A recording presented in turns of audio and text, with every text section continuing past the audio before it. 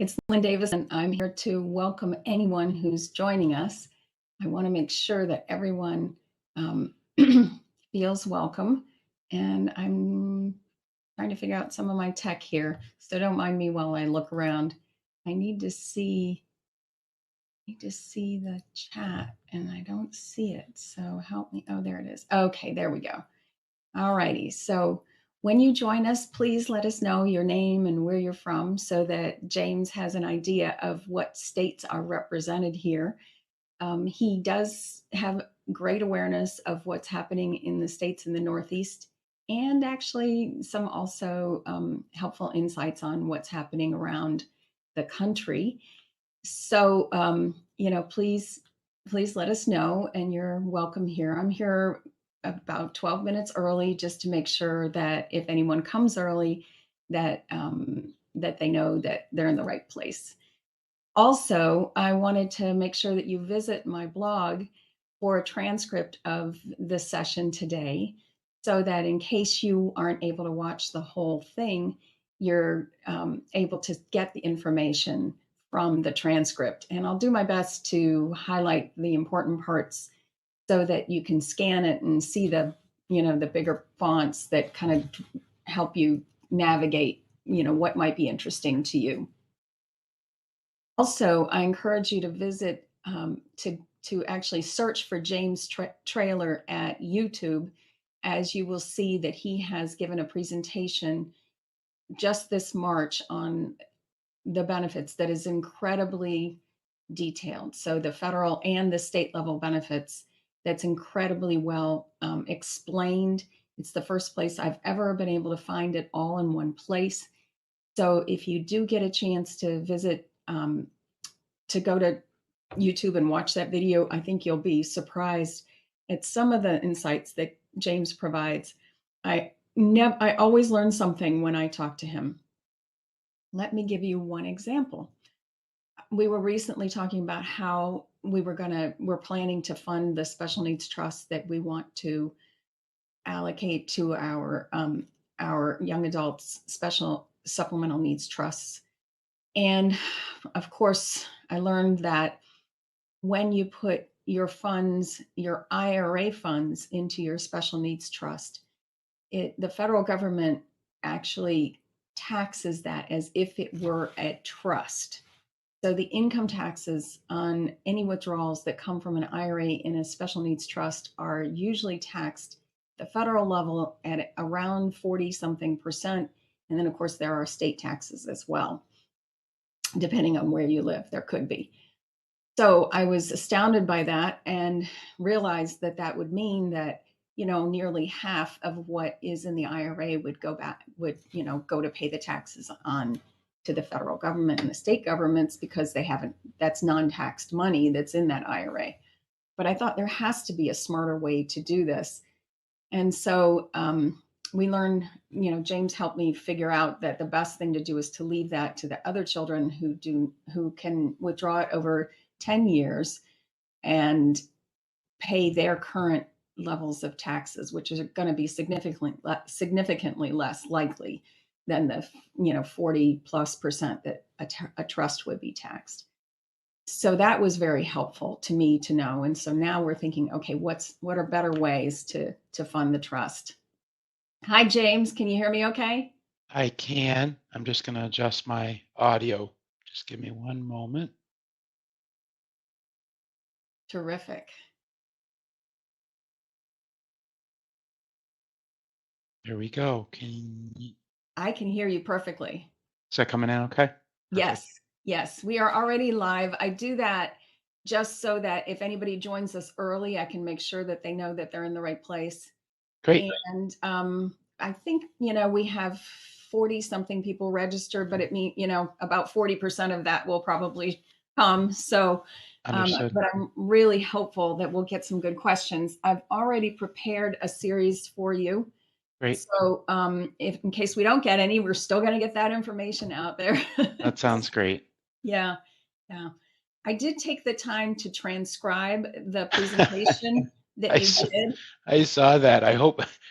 Did you do that by hand or was there oh my goodness. Well, when you thank were goodness for Otter, yeah, Otter.ai, and yeah, yes, I ordered it, but then you have to go back in and make and sure, edit.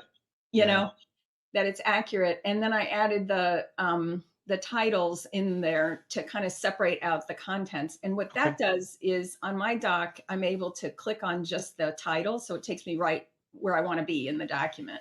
Perfect. Yeah. So I'm really happy that you presented that because now I feel my feet are a little bit firmer on the ground You about bet. all these various benefits. It's kind of mind boggling. I do have a client right now that I'm working with in Georgia trying to get her SNAP, and another one in Florida trying to get her SNAP. And Mhm. there's a real difference from state to state. There are. Huge. Absolutely.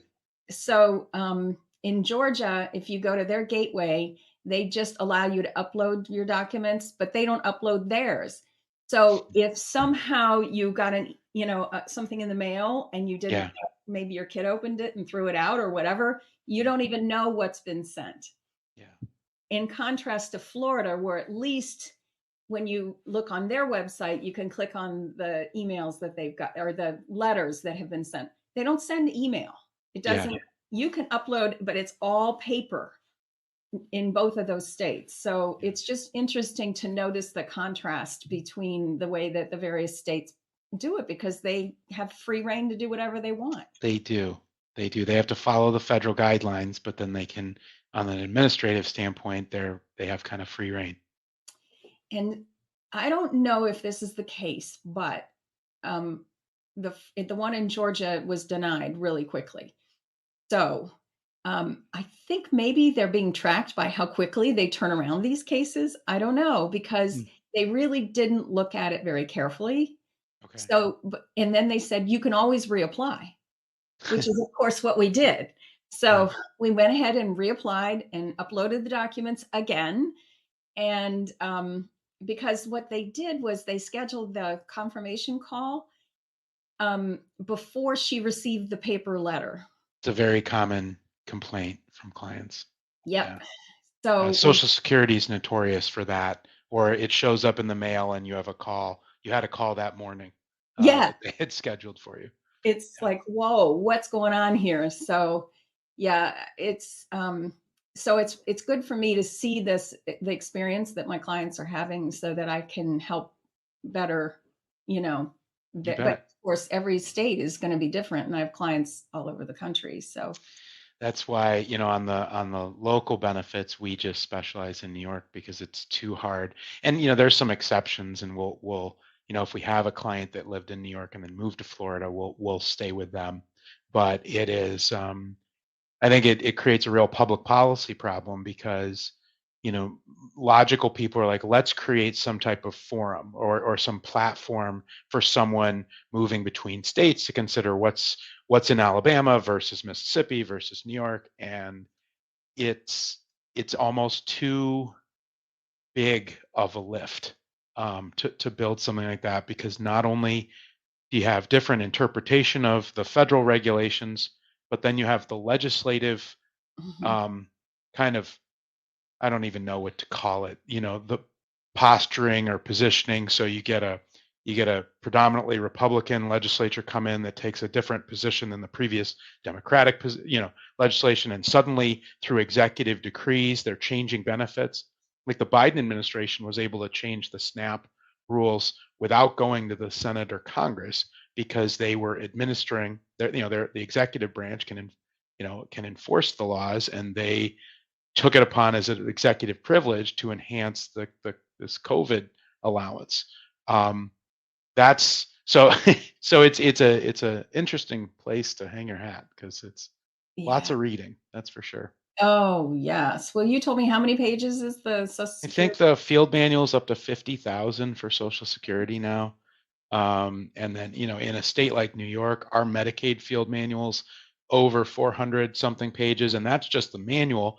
Then what happens is there's all of what are called these administrative directives, which are specific either policy updates or administrative changes that then either counteract or change the actual manual. So it's crazy. So you'll read a paragraph and then it'll say, "We'll reference this link." You click that link, and it says, "Disregard that previous paragraph." And you're like, you almost have to draw a map of, okay, if this, it's like a choose your own adventure book. um, yeah, and it's no wonder that you get really educated, capable parents, like yourself, that get really frustrated and they say, I don't want to deal with these benefits because this doesn't make sense to me. And then if you take a young person with autism and you throw them into this bureaucratic space, all it takes is, the SNAP people will say, well, okay, James, how many people live in your house? Well, Well, four. You know, well, we define house by the person buying food, so therefore it's one. So if I'm a rational, literal person, now I'm fearful. Am I committing fraud? Am I going to go to right. jail? Right. It's just really, really unfortunate. It really is unfortunate. And then we've got 2 more minutes and we can get started. But then there's also the misinformation. So, Oh, and the absolutely. people that put the fear of God in anyone that has gotten Social Security benefits. I have a Yeah. mom whose son is trying to do something from home. He's trying to build a business from home. It's very, um, it's really his passion. It's Mhm. like the one area that he's willing to take some risks and get out there and do it. Yeah. I'm really exciting for us. And yet, the mom's been told, don't let him make any money at all. Oh, well, hopefully we can talk about that because that's definitely bad information. Yes, yes, and I have done the I've since you gave me the red book and I've looked through it and we did the calculations together. I'm able to show her exactly how it all works. And but still there's still that niggling, anxiety around the Yeah. whole idea. So Well, also with self-employment, there are slightly different rules, and then they look at the net countable income, not gross income, the way well, they that makes do with sense. W-2. Yeah, Yeah, but then that creates this situation where if you're still reporting the wages, there's a big adjustment at the end of the year because you don't necessarily know what your net income is going to be right. until the end of the year. So Social Security needs to code that person as self-employed in their system, and there's a big true up. So sometimes what'll happen is if someone's net income was less and they get greater SSI benefit and they can get a retroactive check back to the first of the year. And if it's more, they may actually be in a position where they have to pay a little bit. So many rules. Oh, it's so good to have you just even give me that context. I You really bet. appreciate that. And and then the other thing I hear is, wow, it's so expensive to hire that guy. And I try to remind them that the first year, just the SNAP benefits alone are worth three. Yeah, So it's you like know it, for and I itself. think I think that's it's definitely true. We it's taken so long to get this information that if we were to, you know, then try to give it away, one, it creates more work because it's so technical that when I give presentations, inevitably people will say, oh, okay, I get it, I'll do it myself, and then they come back months later because they didn't, they took information out of context, and now it's more work. Yeah. So it's unfortunate, but my staff gets very upset if I don't pay their salary. Yes, I know. I know. I get it. I get that totally. So it is 10 Okay. o'clock, and I just want to welcome Tomas and S and Luella and Sharon and Susan. We are really happy that you're here. And I just want you to, if you could just put in the chat what your name is and, well, we know your name, but where are you from? Just so James has a good idea of what states are represented here so that we can address some of the state level benefits. So I just want to kick this off by saying, would you like to know that your autistic young adult has a strong financial foundation built that fuels the life they love in the unlikely event of a catastrophic event in the next 5 years? If you're answering yes, I have great news because that is exactly what we are here to discuss. My name is Lynn C., as in Coach Davison. I'm the creator of the Art of Adulting course, coaching, and community. We have 6 adult children, Several are autistic and all are alternative learners. I also offer to our ways to address all our struggles live every Monday, Tuesday, and Wednesday at 11 at the Art of Adulting Facebook group. And most importantly, I'm the curator of amazing and insightful guests that I bring to you to help our autistic young adults and our families systemize adulting together. You're in for a special treat today. James Traylor is the founder and CEO of Upstate Special Needs Planning. And when you hear his story, you'll understand why being a chartered special needs consultant is his life's work.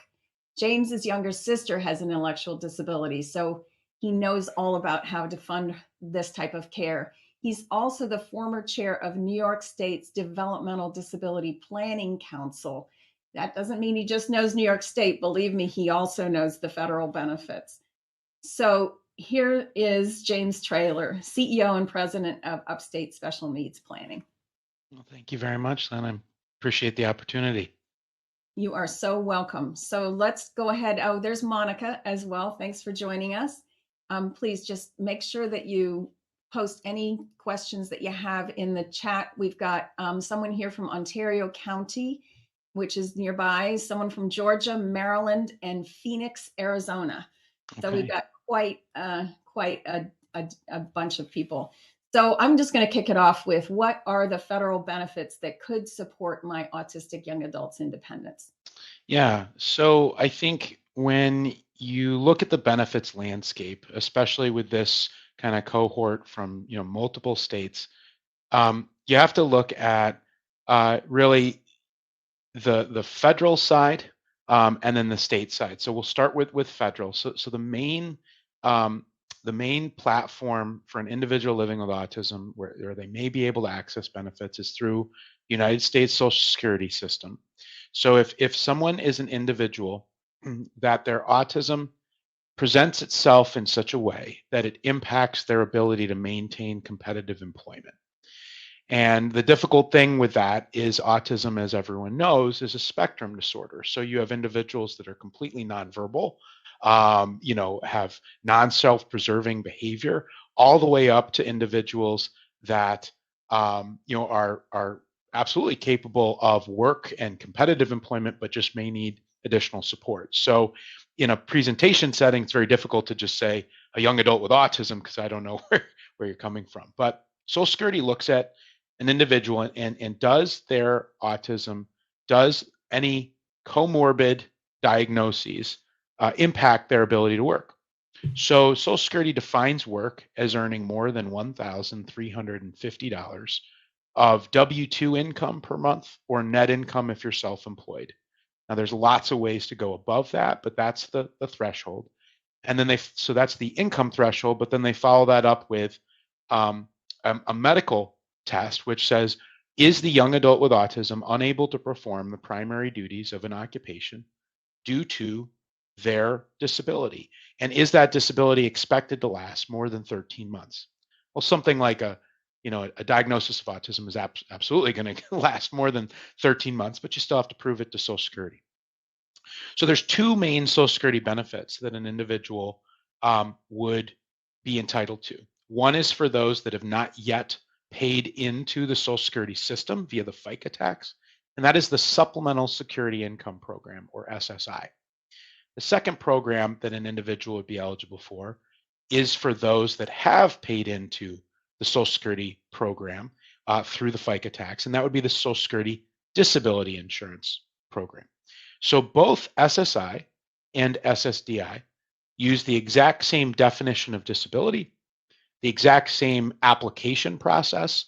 It's just one is for those that don't have a work history and one is for those that do have a work history. And some of the things we see with young adults with autism is they may be in a position where they find this ideal work experience where there's lots of supports. They get a great supervisor that understands their needs, understands maybe some of the quirky behaviors or however their disability presents itself, and then maybe that supervisor leaves and then they get fired. That can be a situation where an application for Social Security may be appropriate because if they struggle to then find competitive employment, while Social Security is not designed to be something like unemployment, if someone has a disability that is then preventing them from obtaining additional work, it may be that social safety net that we're all hoping for that could provide a baseline while they're then going out and trying to find that next work that would be appropriate. So long-winded answer, but we've got SSI, SSDI.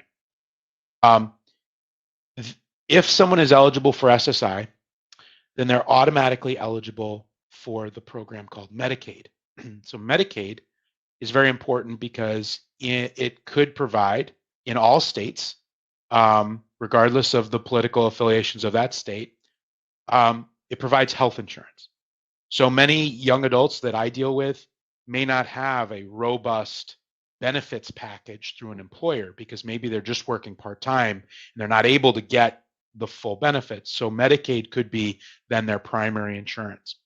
Medicaid is also the mechanism that many states, so in looking at the group, Maryland and Georgia, I'm not positive about Arizona, but Maryland and Georgia use Medicaid to fund specific programs for those with disabilities.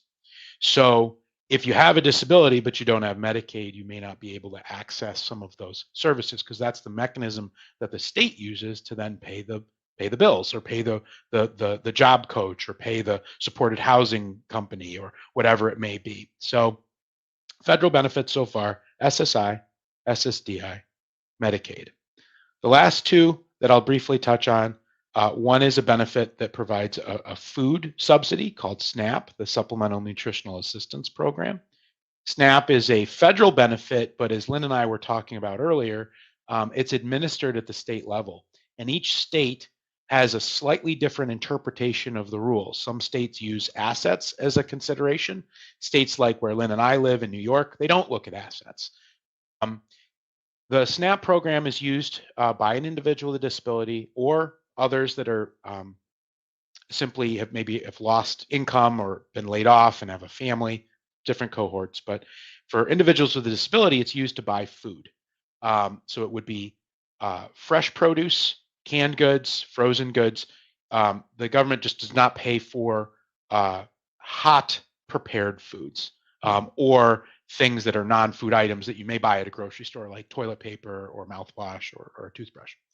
Um, so SNAP, and then we have HEAP. So HEAP is the Home Energy Assistance Program.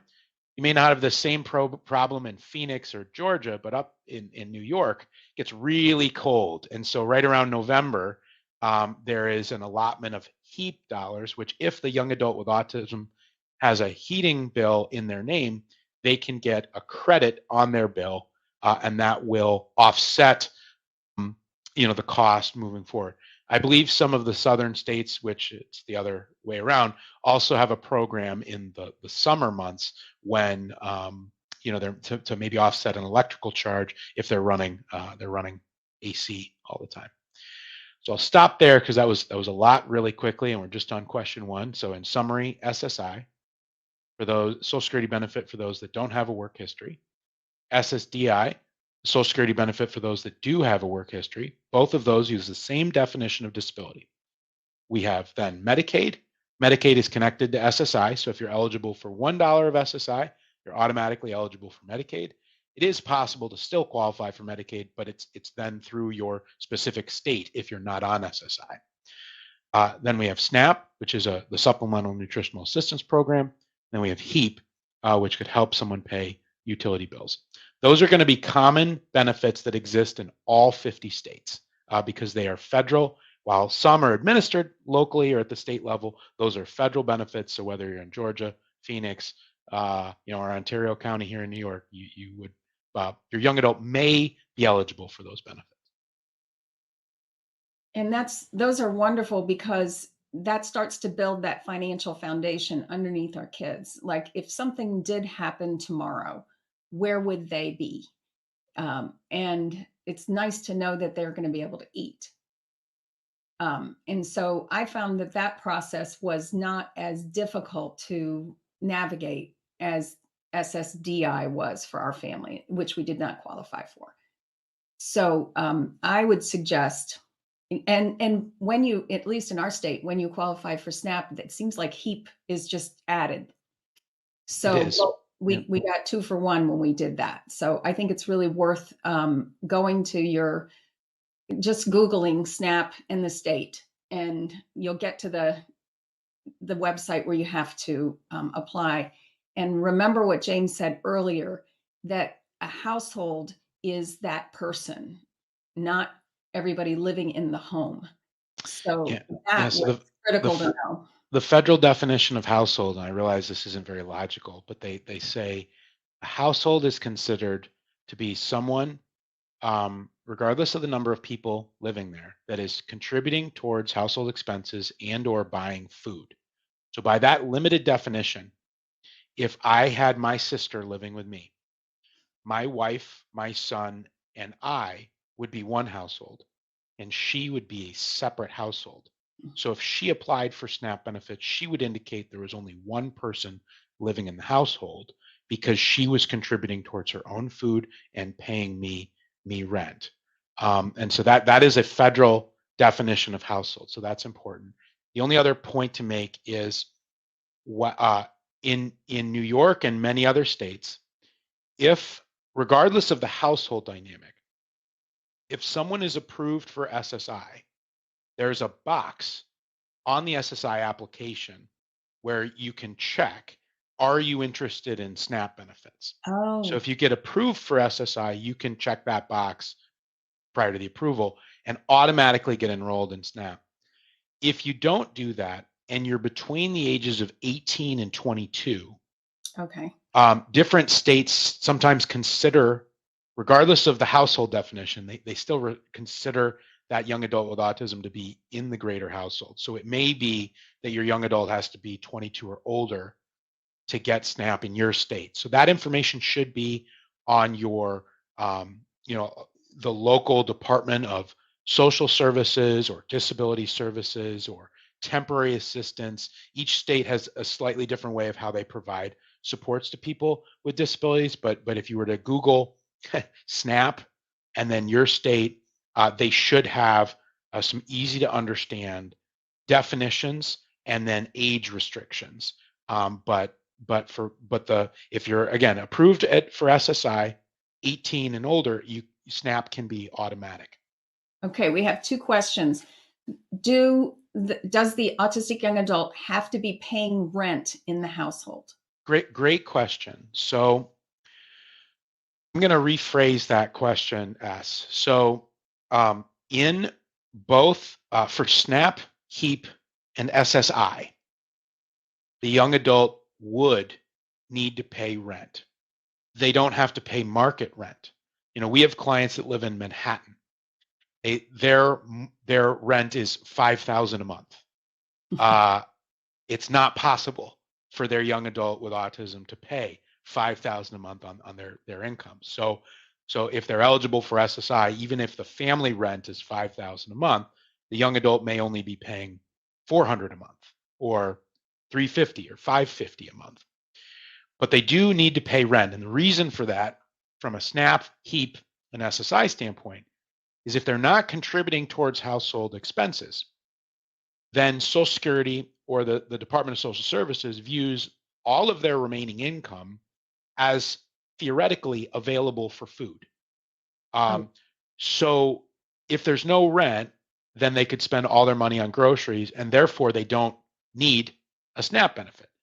So by simply having a housing expense between, say, a young adult and their parents, that money is transferred from the young adult to the parent. And then from there, as soon as the parent takes collective receipt of that money, they can do whatever they want with it. So many of our clients turn around and save it for that young adult, or they turn around and use it to help that young person with autism pay other bills. Because think about it from the sense of if they rented from me, if I'm a private landlord, no one can tell me what to do with my rent. right. Um, so you just happen to be maybe a family member and the landlord. So long story short, yes, they need to be paying rent. And while I can't give tax advice in this setting or ever, because I'm not a CPA, The IRS does have a position where if you're living with an immediate family member and they're paying you rent, it's not actually rent. It's considered to be um, sharing in the household expenses. So it's a Oh, non-taxable event, it's a which non-tax. is good. Good to know. Good to Yeah.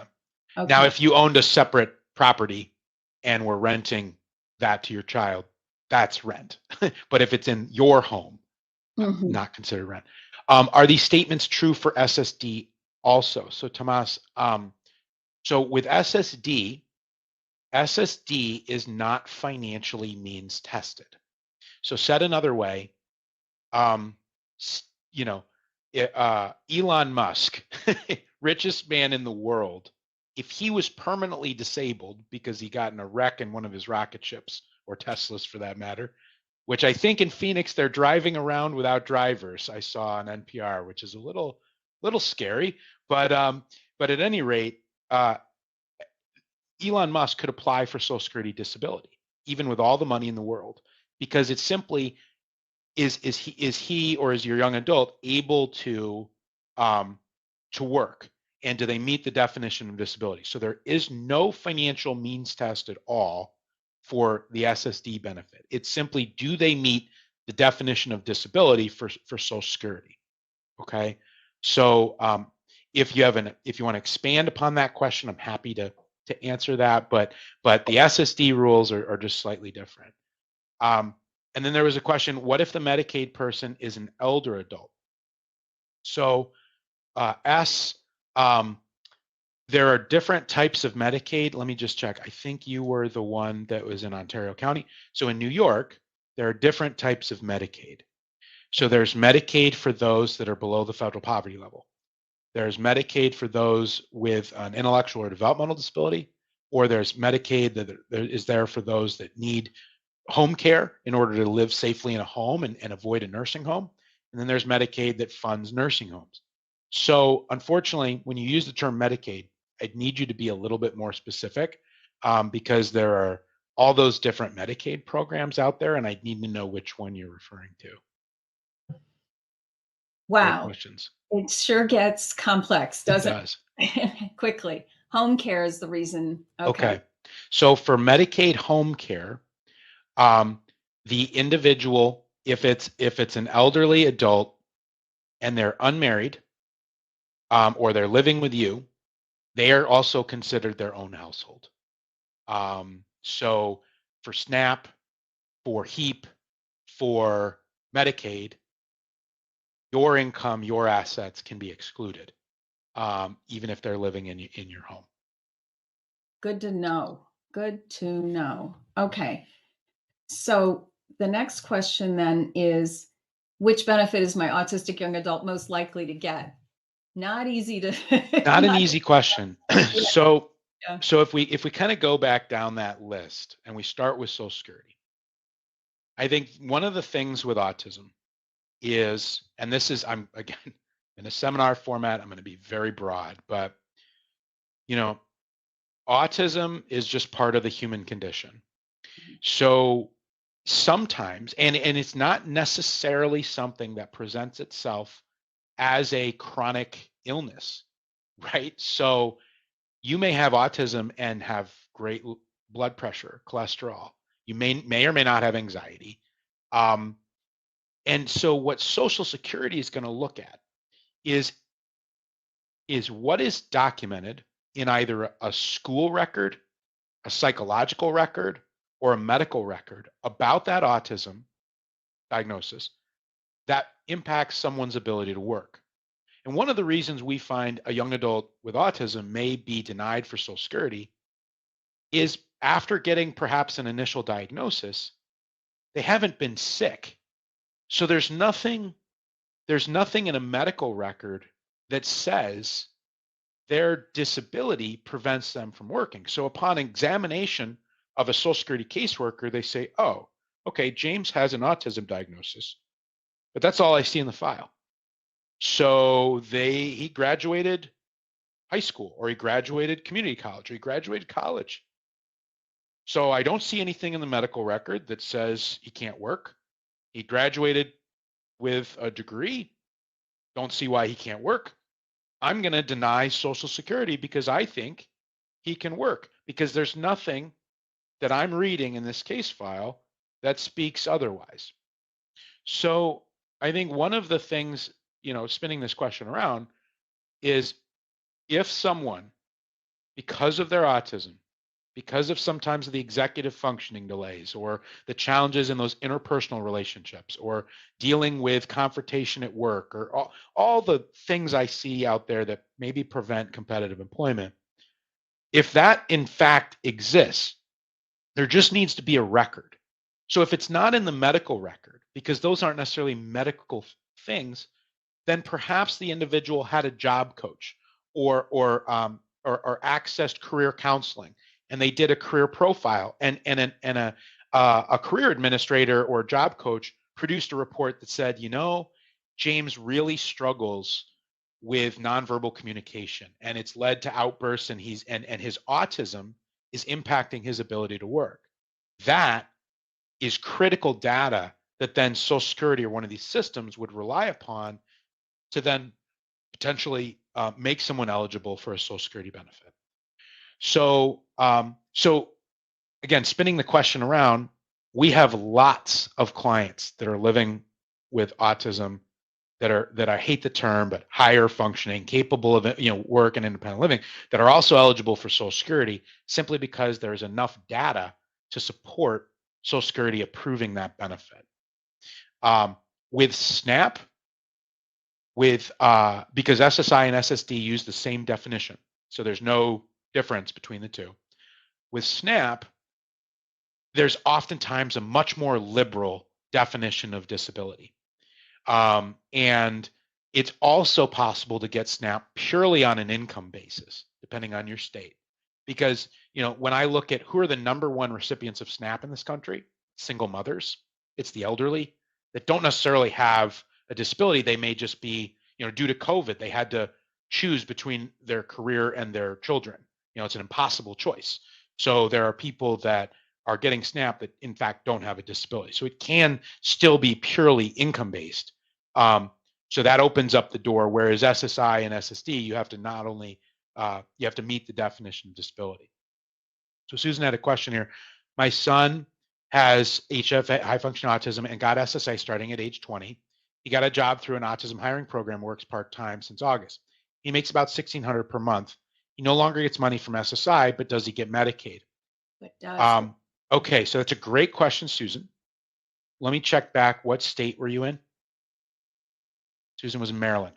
Maryland. So this is from memory, Susan, but I believe there is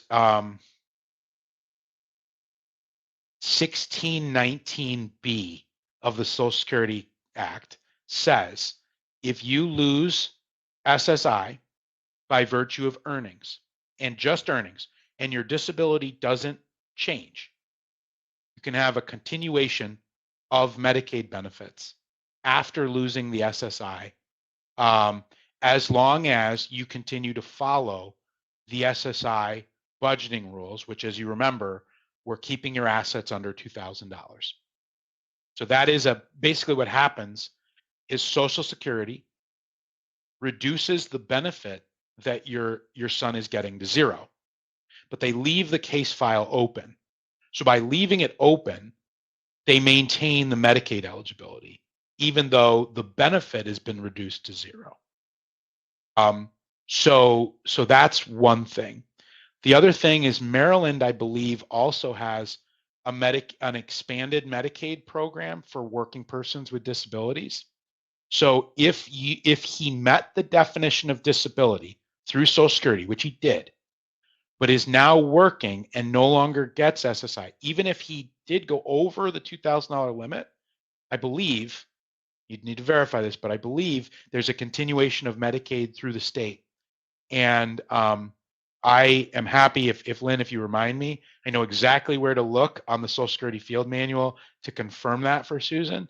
But I'm hopeful one of those two ways, either at the federal level or at the state level, your son should be able to maintain Medicaid, because at one point he was disabled in the view of Social Security, even though he's now capable of earning the $1,600 a month, which is great. This is a great.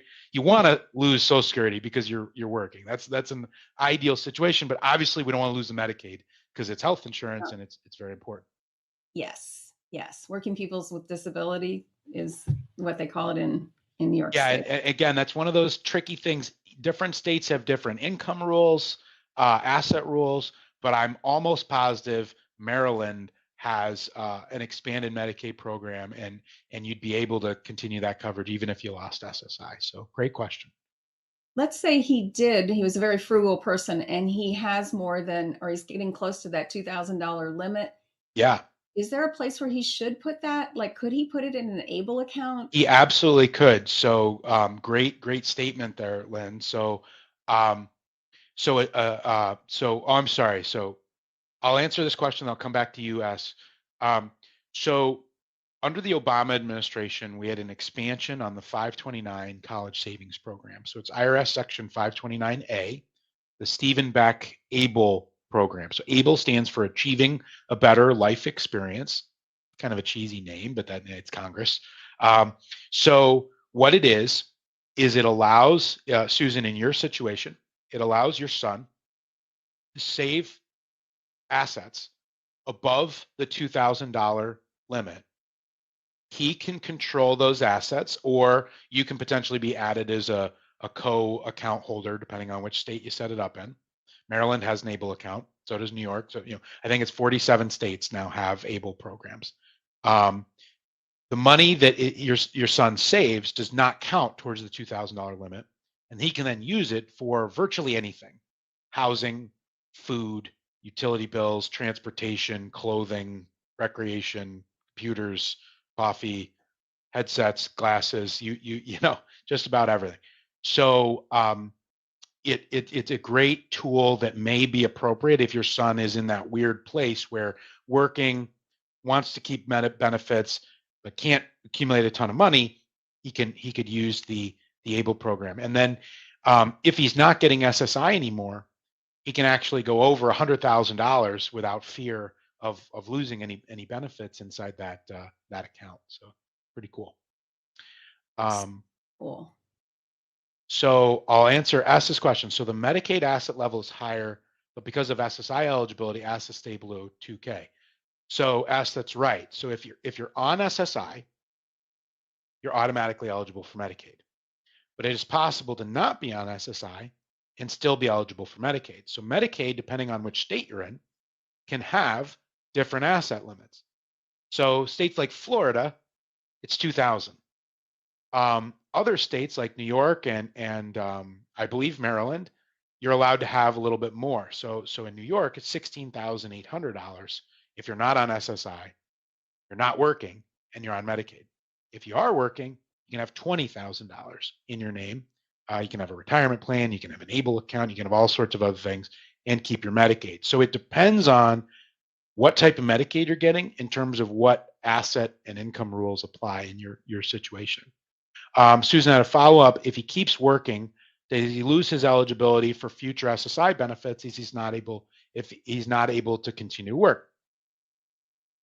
A little bit of a tricky question. So at some point, and I don't know when this occurs, but at some point, if he's consistently been over substantial gainful activity, which is $1,350 per month gross, $1,350 gross per month, without accommodations.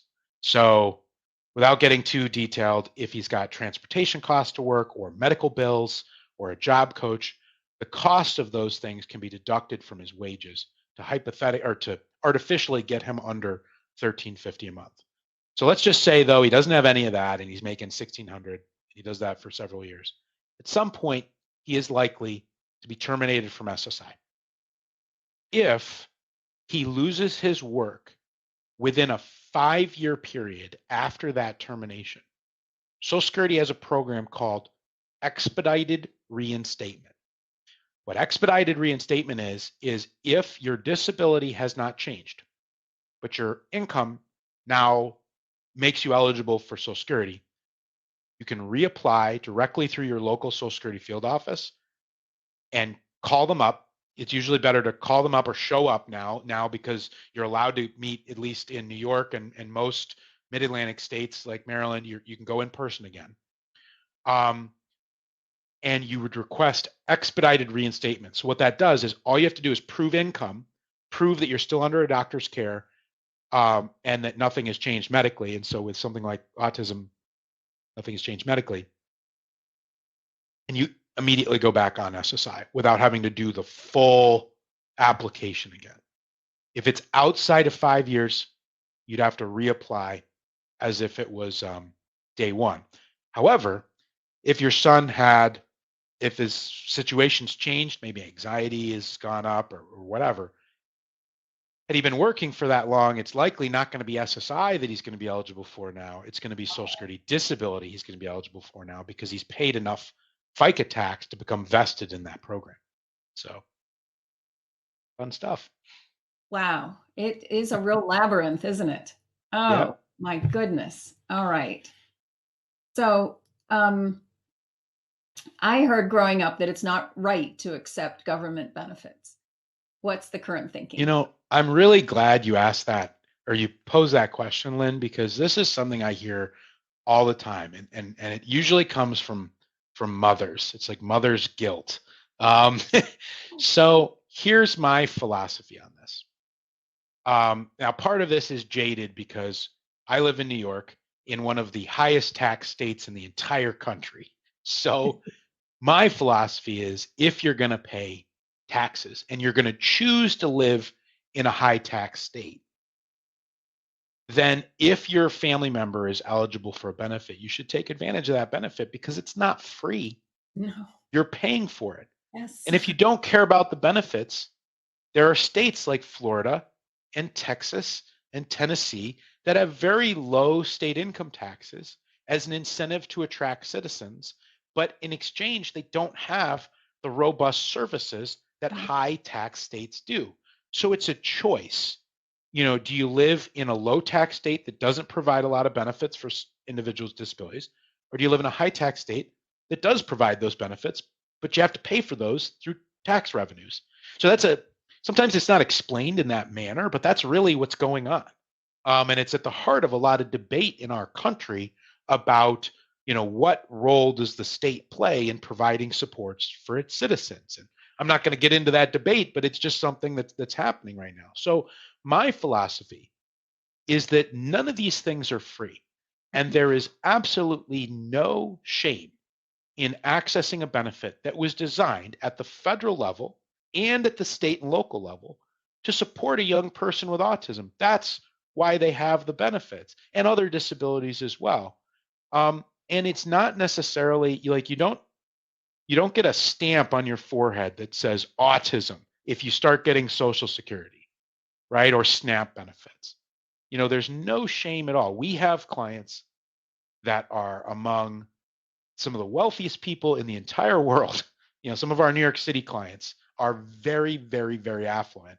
Now, they're the exception to most of our clients, but they have kids getting benefits, even though they have virtually unlimited resources. Now, there's different reasons for that because many times, you need the benefits to access certain programs in your community. And if you don't have them, there is no mechanism to private pay. So that's why they do it, because it's not about the money for their situation. But for most people we work with, I look at a family and, raising kids is hard. Lynn, I don't know the number of children you had, like I can barely handle one.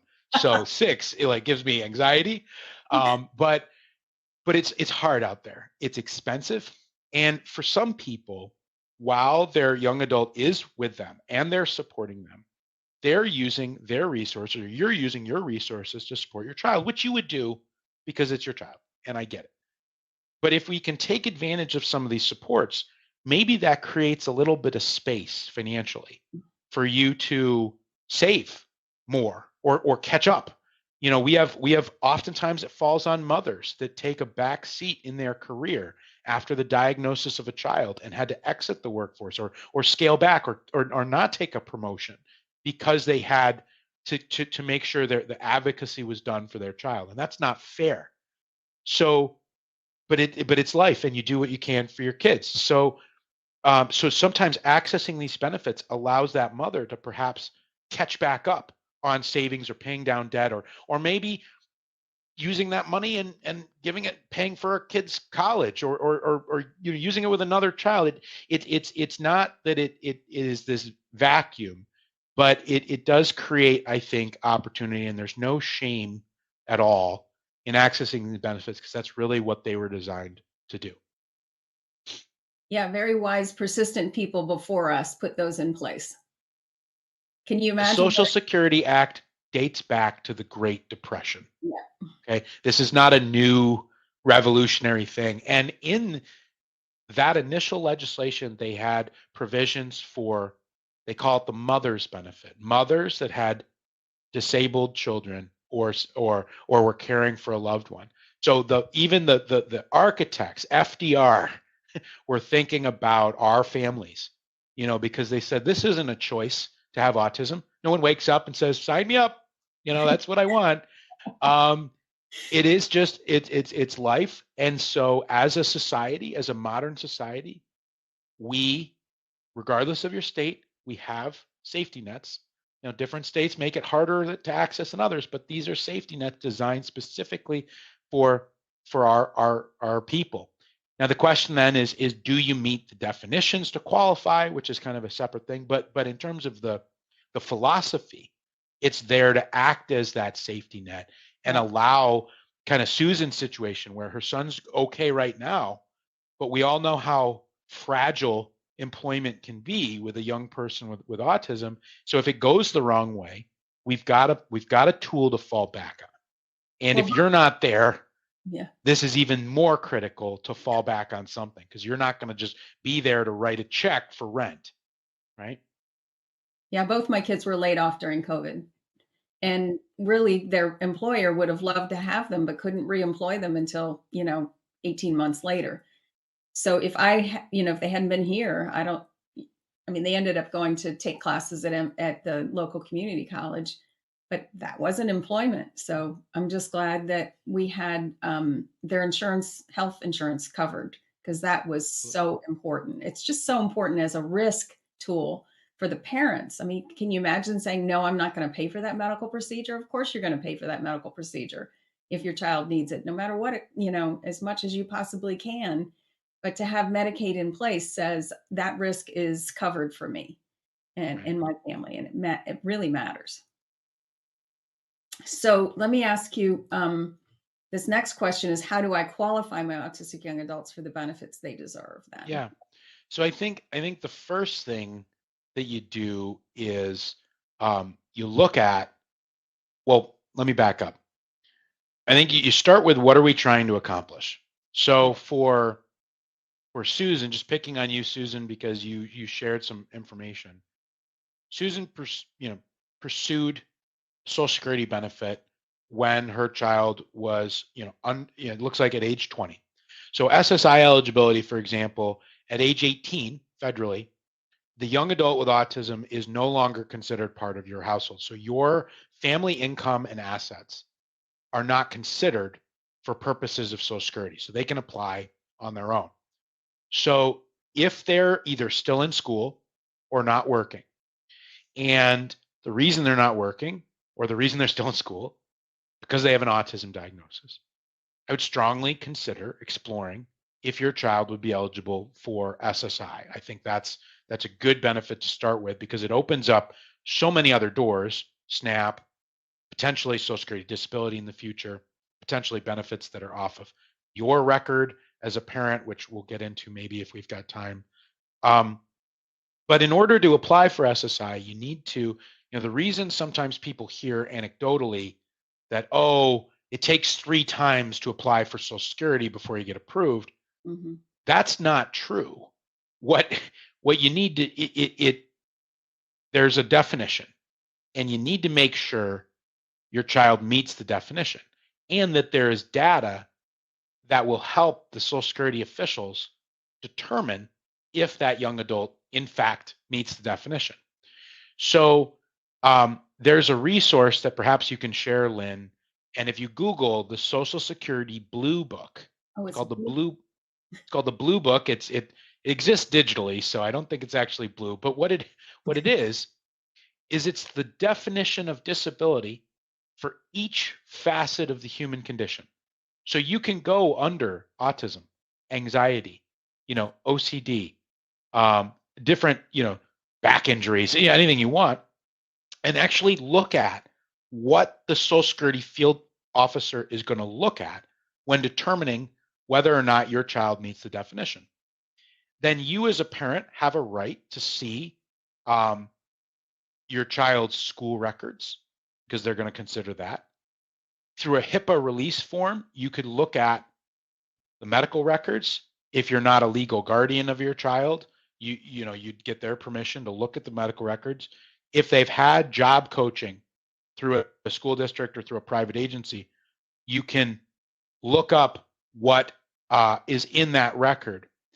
And you just want to see, is there a paper trail that establishes inconsistent employment or the inability to maintain employment? Even if that doesn't exist, if someone has worked for 2 weeks, been let go, worked for 2 weeks, been let go, worked for 2 weeks, let go, that's relevant information. But what sometimes Social Security struggles with is there's nothing in a medical file that says the person can't work. They have a college degree. They haven't worked for 4 years. They're not seeing a mental health counselor. Social Security then says, well, is this a choice that this person is not working, or does their disability prevent them from working? So you, as a family, can do a little bit of homework and determine what's in the record. And if that exists, then you can work with, whether it's someone like myself, many of the social services agencies in your community. There are many private organizations, Social Security attorneys. There's lots of different people that can help you with an application to increase the likelihood of success. Now, it doesn't guarantee success because, again, if I went in and applied for SSI, I would be denied because I don't meet the definition of disability and my resources are such that I have more than $2,000. So I would be denied. So we can't use this blanket statement that says, oh, don't apply because you'll be denied. We have lots of individuals that can access the benefit, but you just need to see what's in the record. If it's not in the record because either the doctor was fearful of taking a position about employment, which is common, they don't want to, no one wants to take a stance anymore. Everyone's like, oh, well, I don't know, you need to be a little more of an advocate and say, look, I know you're not an employment counselor, but just from your perspective as a clinician, does anxiety that is so debilitating that my child can't get out of bed impact their ability to work? Oh, yes, it does. Great. Would you mind putting that in the file? Huge. That's a huge thing because the doctor may know it, you may know it, the young adult may know it, but if it doesn't live somewhere, Social Security is not going to know it. And they don't take anecdotal feedback from a mother or for a father. They need to see a Right. medical record. So, how do I qualify for benefits? Typically, our first point of entree is the Social Security Administration. Now, when you apply for SSI, you're simultaneously applying for Social Security disability. So sometimes people immediately get a notice of denial for Social Security disability and throw up their hands. We have to say, wait a second, has my child ever worked? Because if they've never worked, of course they're going to get denied for Social Security disability because they don't have any work history. You require a denial for disability in order to get then the SSI. So not a thing to be fearful of. So I realize this is a very broad concept, but my recommendation would be if your child's not working, still in school, has a disability that you feel or they feel impacts their ability to maintain competitive employment, SSI is the first path. If they're living independently but underemployed or over 22, because I can say that for all of this cohort, I would also consider looking at SNAP because I think food is very expensive right now, and if your young adult is not earning a ton of money, but is still living with you or is living on their own, I would go after that food benefit, which then may also help them pay their utility bills. So those are the kind of order. I'd start with Social Security, but in Susan's case, say where your child's working, not eligible, you could still likely get SNAP as well.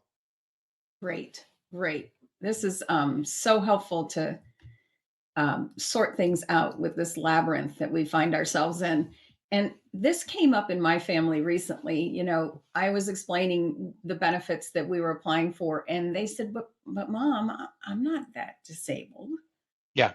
Other So that people should have these, but not me. we have one of my, so she's a young woman with autism. Um, and it's so funny because I didn't see her for a while because of COVID. And she goes, "Oh, James, looks like you're wearing a bigger pant size." It's the first thing she says to me. I'm like, Caitlin, not a hello, nothing, just that I'm fatter. Thank you, honey. That's very nice. But she says the funniest thing. She says, James, I don't want to associate with those lower functioning people. Mhm. Like, she views herself as not having a disability at all, and on Social Security, needs a lot of supports. But from her perspective, it's everyone else that has a disability. She doesn't have a disability. And I think from a perspective, that makes sense. So in this space, when talking about these things, I don't make it about the disability Mhm. at all. I make it about what the benefits do. So no one wants to be told that they can't work.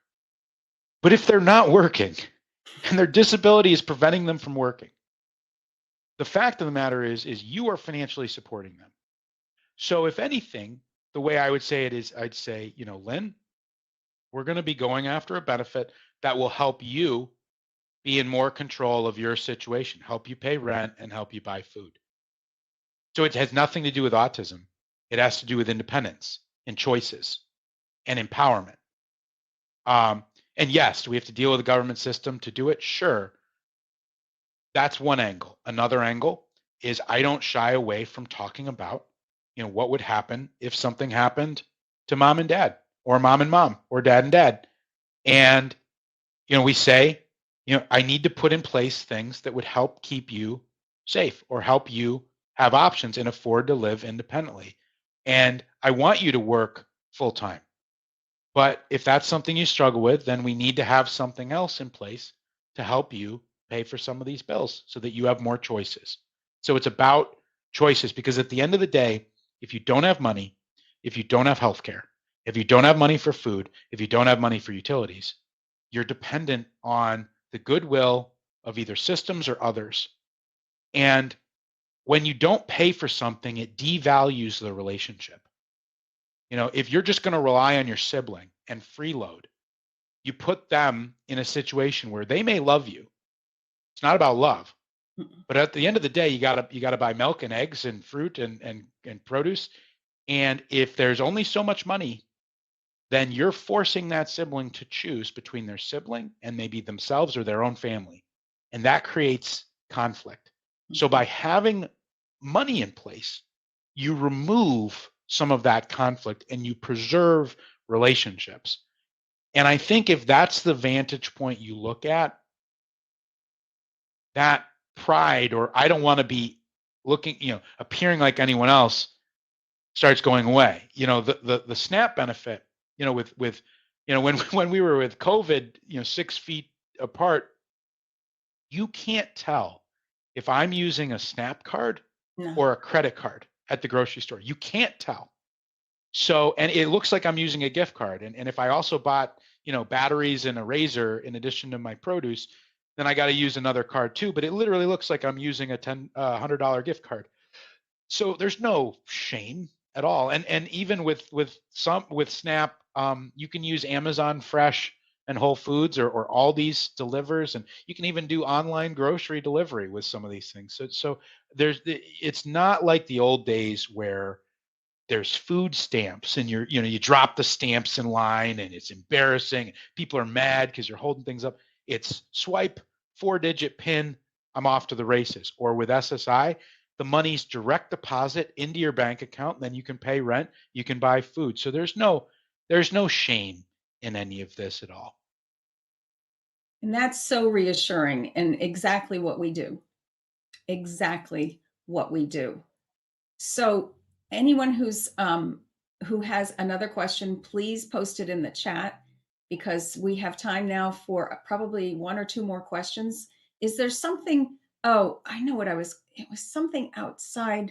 It was about the able. Anyway, it'll come to me. But what else did we not cover that oh, housing. That's thank you, S. That was exactly it. Housing benefits. Thank you. You Yeah. just what's going on there? Yeah. So a lot of investment by various states and the federal government. Housing's a real issue. It's an issue for folks without disabilities. Housing prices are through. I think there's now $27 trillion of home value in the U.S., which has priced out people that are on the lower end of the economic spectrum because there's no availability of housing. So when we look at what exists to help people with autism afford housing, first we have those benefits I mentioned earlier. SSI, primary benefit for SSI is to be used for food and housing. Social Security disability also could be used for housing, but there's no requirement that it be used for housing. In addition to that, there's the federal Section 8 or affordable housing programs, which are typically lottery based. So they're federal vouchers that if you have a disability and your income is within range it's usually 120% of the federal poverty level. So for an individual, I believe, well, they're going to update it, but I believe it's between 28 and 33,000 a year is the threshold. But again, that's subject to federal interpretation. But you can apply for housing voucher. So the way that voucher works is through your local housing authority, and this it applies in all 50 states. Um, is that voucher, if it's granted to you, can then be used with an accepting landlord to pay up to 2/3 of the contract rent. So in a situation where there's a one bedroom apartment that's $1,000 a month, I'm going to get over $600 paid through my voucher, and so I would then be responsible for the difference. So that's a program that, by having that label of having a disability, whether it's through Social Security or through your state, or just you were able to get, so Lynn, in your situation, you were able to get that designation of having a disability at the state level. Most other states have that ability too. So you can check a box that you have a disability, and it puts you into a better, it has a better likelihood of getting that voucher, because the federal government wants to target disenfranchised populations. So certain ethnicities, certain cohorts of like veterans, single mothers, or single fathers for that matter, and then people with disabilities. So certain housing units have reserved apartments for Section 8, and or maybe they don't take Section 8 to S's point, but they have affordable housing earmarked for certain groups. The landlord depends on the state. The landlord in New York, for example, does not have to accept Section 8, but has to make that decision across the board. So they can't take Section 8 and then not take Section 8. They either do or they don't. And that may change in New York, but for now, they don't have to take it. But there are many providers that do. It's just it does sometimes limit where you're able to live, just like affordability limits where you're able to live. So in addition to the Section 8 program, many states in general, the higher tax states, so Maryland's on the line, so Virginia, New Hampshire, Vermont, New Jersey, New York, Connecticut, basically all of New England, also have state benefits to help individuals with disabilities afford market rate housing. So in New York, we have the New York State Office for Persons with Developmental Disabilities that will provide additional financial incentives to allow a person with autism, should they qualify, move into housing. So as said, want to purchase housing for a child. So the way you would do that, you could purchase the house, rent it back to your child. If your child had a Section 8 voucher, I believe you could accept the voucher. I don't believe there's a restriction on, in New York, that arrangement. But if it was a two bedroom, and you're renting to two bedrooms, you would then have to open up that other bedroom to someone else that has Section 8 as well. So you just want to be a little careful If your child has OPWDD benefits, it's a little bit more flexible in that you could buy it, you could rent it to them and set the rent at whatever you want and get 2/3 of the rent from OPWD. So sorry, that was a New York State specific piece because I think S was from New York. Um, That right, is, Lynn, we're at 10:57. So I think, do I have one more question or? I hope so. I don't have one in my mind, but that is a concern about, like, when they're getting to the point where it's really time for them Yeah. to tackle that they've learned about as much as they can at home, and it's time to navigate because, we're not always going to be here. Yeah. So the idea So would be that if we could purchase it and they could rent it back, that still makes it a little fuzzy in terms of, how emphatic we are about things getting done and getting paid for. But sounds like it's the most cost effective way to do it. obviously it depends on your area, right? So if the Yeah. person in Maryland is in, you know, North Baltimore versus versus Bethesda, very different, very Yeah. different areas. New York City versus Rochester, right? There's big swings, but I think when I look at what are the things after we're gone that families are spending money on, it's housing, it's food, it's utilities, it's healthcare, it's staff and supervision, it's transportation. Those are the big, big items. It's not refrigerators or clothing or, those big ticket items or, a lot of our kids don't have champagne tastes, right? They're Oh, pretty, they're very humble. very humble, very simple. It's that if my sister makes $1,000 a month, she can't afford to live in Stonington, Connecticut, where she lives, because it's not possible. That is Yeah. so far below the poverty level. There's not an apartment in the world that would rent to her. So she will always need housing to the extent she qualifies for a voucher or a subsidy. That's one option. In our situation, my mom purchased a small 2-bedroom, 900 square foot apartment, and she rents it to my sister. And when my mom is gone, that apartment comes into a trust that I oversee, or I sell it inside the trust and I move her into one of my apartments in upstate New York. And that's what we're going to do. And it allows us to then eliminate one of the main variables, which is housing insecurity, and always make sure that that young person has a safe and affordable place to live. Um, so, uh, so I believe that's 11 o'clock. It's been really fun, Lynn. Yes.